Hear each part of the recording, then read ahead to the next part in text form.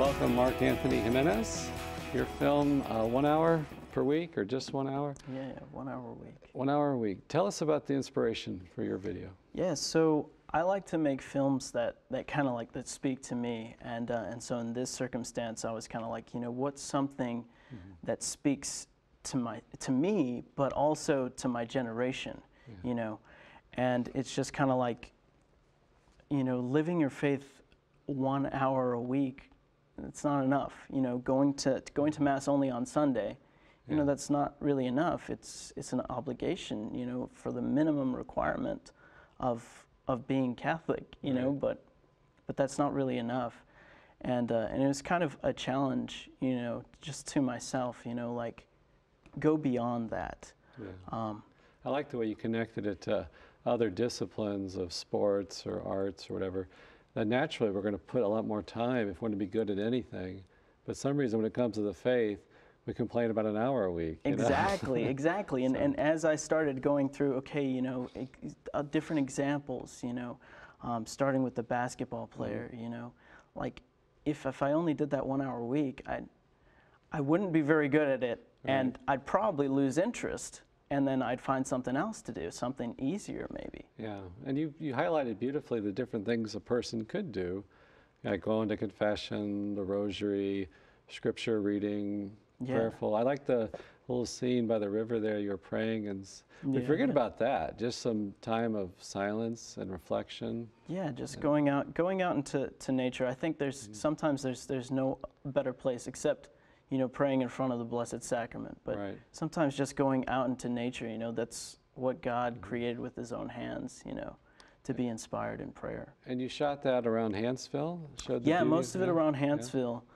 That one little shot was in Birmingham, but most of it in Hanceville and Coleman area. Yeah. I thought it was like stock footage, some of the basketball player stuff. No, we shot that, and the ballerina, Corinne White, she's in the Kansas City Ballet, and she was in town, you know, I knew her before, and so I asked her if she'd be interested, and you know, and she's really talented, so that was great. It seems like we're in a special time in human history, we could say, with this great medium of film. It's so powerful. Totally, totally.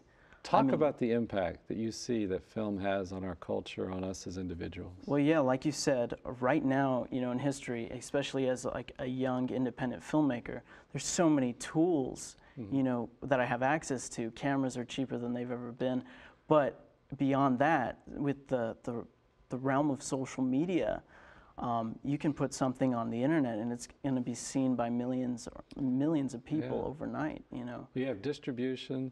You have good equipment that's could be bought, you know, for a private individual, and to make. All you need is just some passion and some hard work, and why are films so powerful? Like, they can give us an impression of something from the past or whatever, or just about the priesthood, about the church. Why is it so a lasting impression? Why is it so powerful? You know, films are stories, and they're visual stories, so it's kind of it's the pinnacle of a story, you know, because it includes all elements. But Jesus told stories. He told parables, and he kind of, they were subtle stories sometimes. You know, sometimes his apostles would ask, well, what was the meaning of that? You know, but at the same time, you have that message within you, you know, and it's a story that you remember. And for the early Christians, you know, they told those stories. They remember those stories and they shared them. And that's how we still have them today.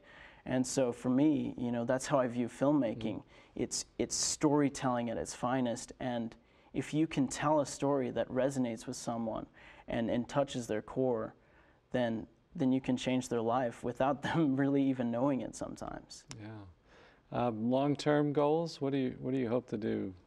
Well, it's along the lines of really just continuing to make and tell stories, you know, through filmmaking at whatever scale I can, you know, and just kind of not necessarily like, you know, Christian labeled films, but just great films that everybody can watch and everyone can enjoy and appreciate, and just have powerful messages to just subtly changed your life. Maybe you don't know it, but you come out of that theater, you to come out of that inspire video. us, right. Yeah, wanting to change, wanting to be more.